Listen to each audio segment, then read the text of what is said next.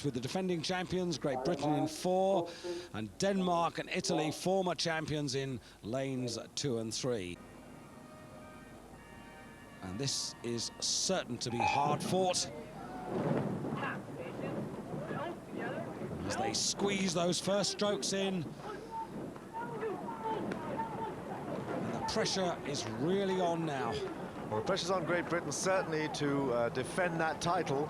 They've been going very well through the year, but 3 of the men out of this boat have gone into the Coxless 4 to try and win a place at the Olympics next year, and the rest of the men here are out to prove that they've got the wrong men. Won it in fine style, but only by a whisker from Denmark 12 months ago. Ben helmet stroke there, taking the crew off. Very experienced man in the Coxless 4 last year when they broke the world record, heavyweight and lightweight record in Paris. But here at the moment, in the lead, it's Denmark.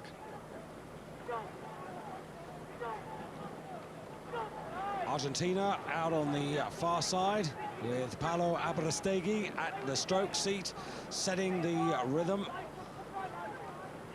And they are already finding it hard as they come through the first 500 meters, and it's Denmark who flash through in the lead, ahead of Germany, with the United States in 3rd place, ahead of Great Britain, and then in 5th place are Italy and Argentina, just at the back at the moment. Well, Great Britain and Italy sitting there pretty well neck and neck, but Denmark a good 1/3 of a length ahead and looking very strong. Italy stroked by the great Fabrizio Ravasi, who's won this event 7 times in the past, and here he is at stroke again, leading a very strong Italian challenge. But the man in the stroke seat for Denmark, Bo Vestergaard, he also knows what this is about.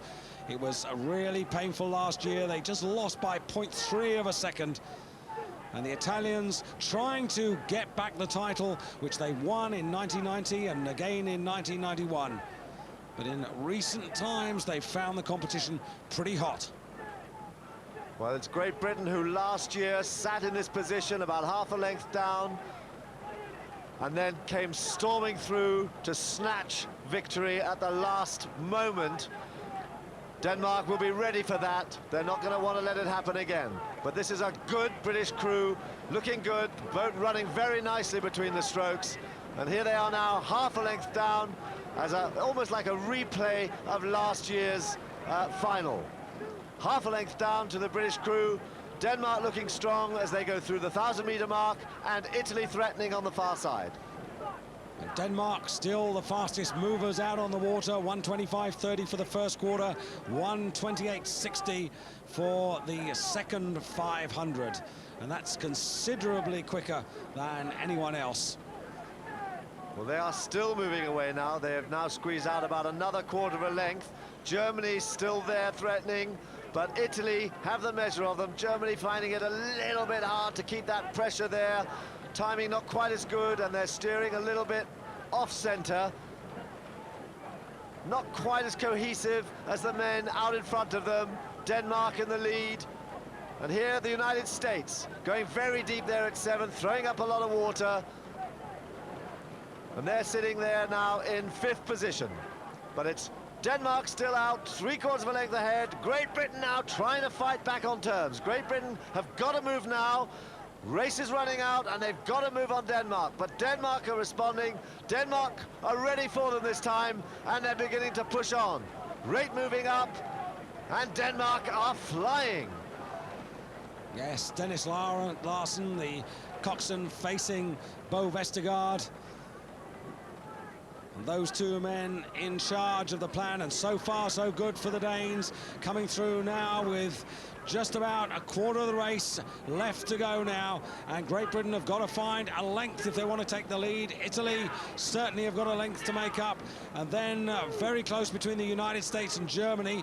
United States chasing Germany at the moment, and Argentina on the far side, out of it, I'm afraid. And in 6th place. But Denmark now with almost clear water over Great Britain, and far from Britain making an impression, it's in fact the Danes who are going further away. This is what they've been planning to do all year. The British had a very good season, successful in Lucerne.